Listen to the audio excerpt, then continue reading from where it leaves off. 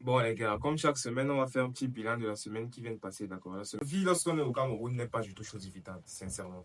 La vie, quand on est au Cameroun, et en particulier quand on veut se lancer dans les affaires, n'est pas du tout chose évidente. Je vous explique. Au courant de la semaine, j'ai eu pas mal de problèmes qui me sont tombés dessus.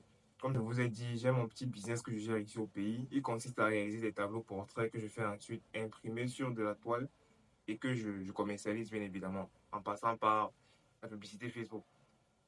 Donc, ma principale source d'acquisition de clients, c'est la publicité Facebook. Ce qui signifie que le jour où la publicité s'arrête, ma clientèle aussi, on va dire, plus ou moins s'arrête parce qu'il n'y aura pas de nouvelles personnes qui me contactent pour que je puisse faire le tableau.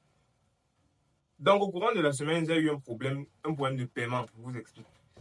En fait, quand je travaille avec Facebook, il y a un certain seuil après lequel il faut que ma carte bancaire soit débitée. D'accord? Donc, l'algorithme Facebook travaille d'abord, se charge de me ramener des clients, enfin, de nouveaux prospects et tout. Et au bout d'un certain temps, ma carte bancaire se retrouve débitée du montant qui correspond au travail qui a été fait, vous voyez un peu. Donc, je me retrouve lundi matin, je dis bien lundi matin, à, comment dire, enfin, ma carte devait être créditée, devait être débitée, je veux dire. Sauf que maintenant, au moment où il faut prélever l'argent dans ma carte bancaire, elle ne passe pas. Non pas que je n'ai pas de l'argent dans ma carte bancaire, parce que je passe par les cartes bancaires virtuelles.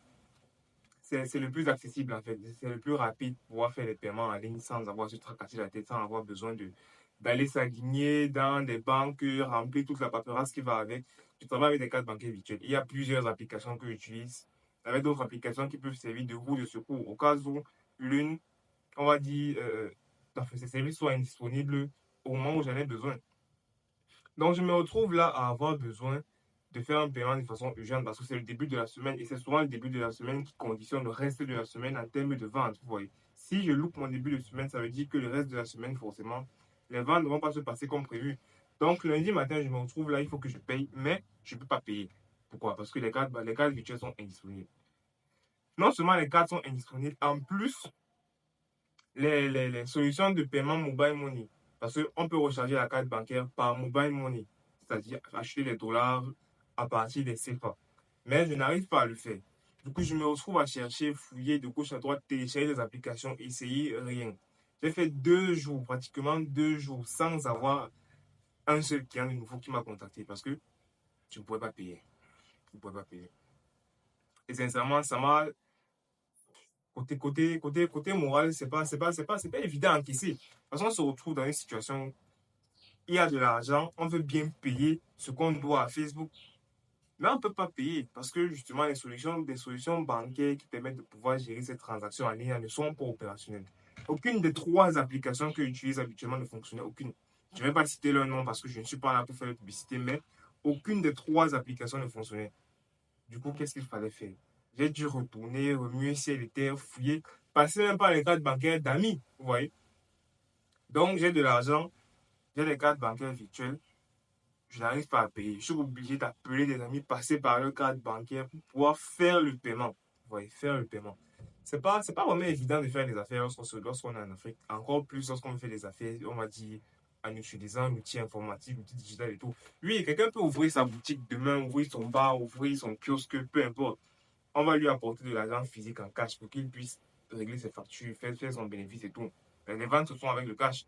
Mais lorsqu'on veut déjà digitaliser les choses, c'est-à-dire passer avec l'outil informatique et tout, sincèrement, il faut vous préparer à avoir tous les mots de tête de la terre. Je dis bien tous les mots de tête de la terre parce que c'est pas évident.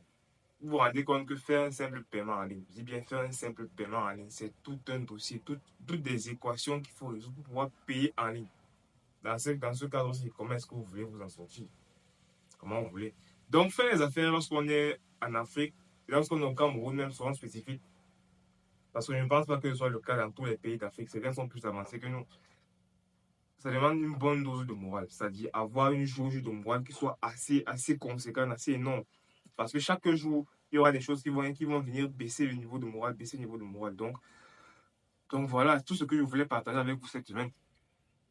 C'était une semaine qui n'était pas vraiment très productive parce que justement, j'ai fait face à ce problème-là qui s'est encore reposé 3 jours après. Parce que après avoir payé le premier jour, il fallait encore payer 3 jours plus tard, vu que c'est tous les 3 jours que je suis débité. Donc, beaucoup de courage à nous qui faisons des affaires, qui essayons de nous en sortir ici en Afrique, à nous qui sommes jeunes, qui avons au moins l'esprit d'initiative, l'esprit, on va dire, d'entrepreneuriat, d'accord? C'est pas évident, mais je me dis que c'est en persistant, malgré toutes les contraintes qu'il y a, malgré tout ce qu'il y a comme conditions qui sont défavorables et tout, qu'on peut finalement faire quelque chose avec la volonté.